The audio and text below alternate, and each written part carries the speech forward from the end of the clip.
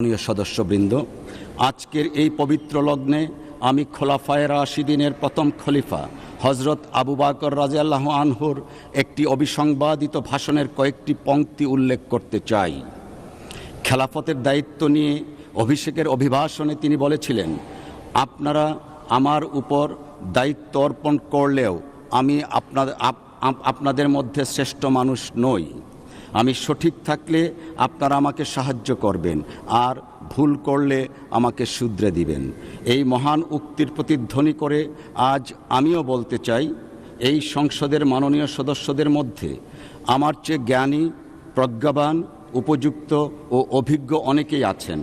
সম্মানিত অভিজ্ঞ সদস্যদের প্রতি বিনীত অনুরোধ করছি, দয়া করে আপনারা আমাকে সাহায্য করবেন, ভুল করলে শুধরে দেবেন, যাতে আমি সঠিকভাবে দায়িত্ব পালন করতে পারি, যাতে দেশবাসীর আশা আকাঙ্ক্ষার প্রতীক এই মহান সংসদ সঠিকভাবে পরিচালিত হয়। মাননীয় সদস্যবৃন্দ,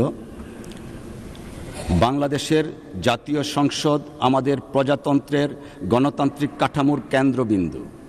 জনগণের সার্বভৌম ক্ষমতা তাদের নির্বাচিত প্রতিনিধিদের মাধ্যমে প্রতিফলিত হয় এই মহান সংসদে। এই সংসদ শুধু আইন প্রণয়নের স্থান নয়, বরং একই সাথে জনগণের নিকট সরকারের জবাবদিহিতার জায়গাও বটে। মাননীয় সদস্যবৃন্দ, গণতন্ত্রের মূল ভিত্তি হলো আইনের শাসন, মানবাধিকার এবং সাংবিধানিক প্রতিষ্ঠানগুলোর কার্যকারিতা।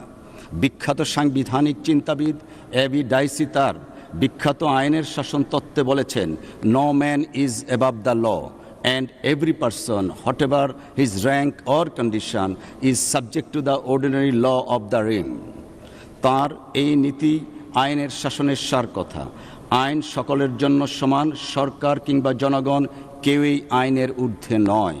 মাননীয় সদস্যবৃন্দ, একটি কার্যকর সংসদীয় গণতন্ত্রে সরকার এবং বিরোধী দল উভয়ই গুরুত্বপূর্ণ ভূমিকা পালন করে থাকেন।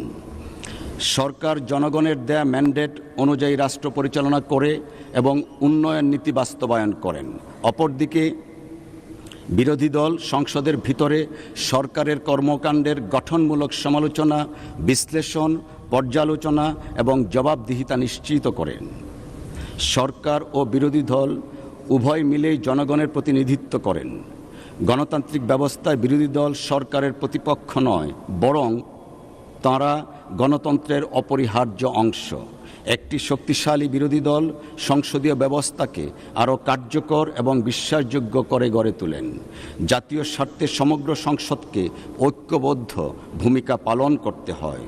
এক্ষেত্রে জাতীয় সংসদ অধিবেশনের সূচনায় মাননীয় প্রধানমন্ত্রী ও সংসদ নেতা যে বক্তব্য রেখেছেন তা অত্যন্ত আশাব্যঞ্জক। পাশাপাশি মাননীয় বিরোধী দলীয় নেতা এবং অন্যান্য সদস্যগণ সহযোগিতামূলক মনোভাব প্রদর্শন করেছেন। আমরা পারস্পরিক সহযোগিতা ও শ্রদ্ধার মাধ্যমে জাতির সামনে একটা দৃষ্টান্ত স্থাপন করতে পারি।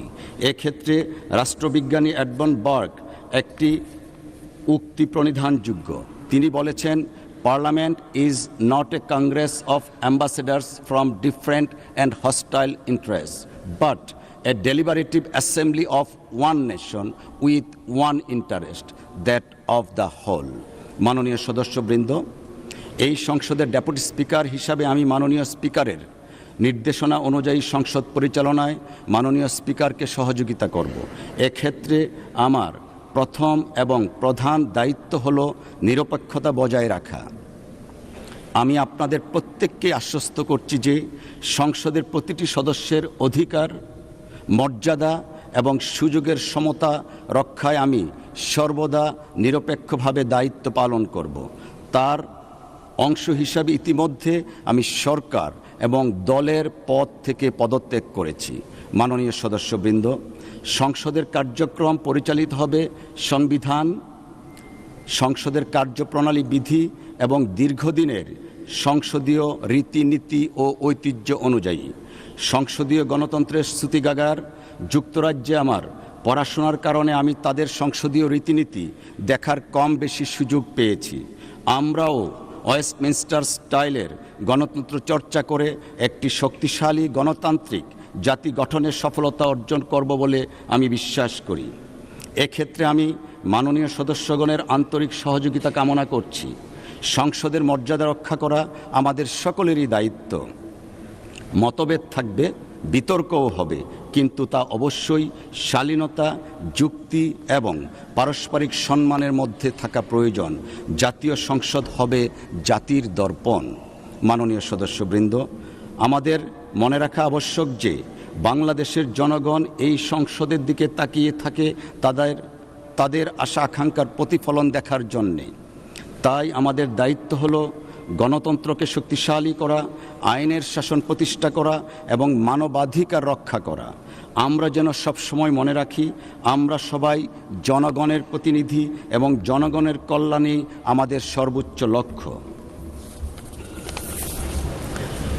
মাননীয় সদস্যবৃন্দ, আজকের এই মহান সংসদ গতানুগতিক ধারার বাইরে এক ঐতিহাসিক সংসদ, যেখানে আমরা কেউ এসেছি ফাঁসির মঞ্চের সন্নিকটে থাকা কনডেমড সেল থেকে, কেউ এসেছি ফেসিবাদ শাসন ব্যবস্থায় সৃষ্ট জুলুম নির্যাতনের আয়নাঘর থেকে, কেউ এসেছি প্রিয় মাতৃভূমি থেকে দেড় যুগেরও বেশি সময় নির্বাসিত জীবন কাটিয়ে, কেউ এসেছি গুম হয়ে দেশ এবং ভিন দেশে ফেলে থাকা জীবন্ত লাশের দুঃসহ জীবন কাটিয়ে, আর অনেকেই এসেছি মামলা, জুলুম, নির্যাতন এবং কারাগারের দুঃসহ জীবন কাটিয়ে মজলুম হিসাবে।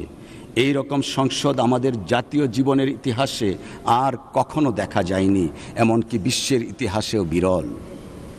মাননীয় সদস্যবৃন্দ, ব্যক্তিগতভাবে আমি নিজে একজন সাধারণ মধ্যবিত্ত কৃষক পরিবারের সন্তান হয়েও আজকে এই মহান সংসদে আপনাদের সাথে মহতি কাজে আসতে পেরে নিজেকে সৌভাগ্যবান মনে করছি এবং মহান আল্লাহ রাব্বুল আলামিনের দরবারে শুকরিয়া জ্ঞাপন করছি। সেই সাথে মহান রবের সাহায্য কামনা করছি যেন আমরা সম্মিলিতভাবে ন্যায় ও ইনসাফ ভিত্তিক সমাজ তথা রাষ্ট্র প্রতিষ্ঠা করতে পারি। পরিশেষে আমি আবারও সংসদের সকল মাননীয় সদস্যগণকে ধন্যবাদ জানাই এবং আশা করি আপনাদের সহযোগিতায় আমরা এই সংসদকে একটি মর্যাদাকর, কার্যকর এবং গণতান্ত্রিক প্রতিষ্ঠান হিসাবে আরও শক্তিশালী করতে পারব ইনশাআল্লাহ। মহান আল্লাহ আমাদের সবাইকে সত্য ও ন্যায়ের পথে পরিচালিত করুন, আমিন। আপনাদের সকলকে ধন্যবাদ। আল্লাহ হাফেজ।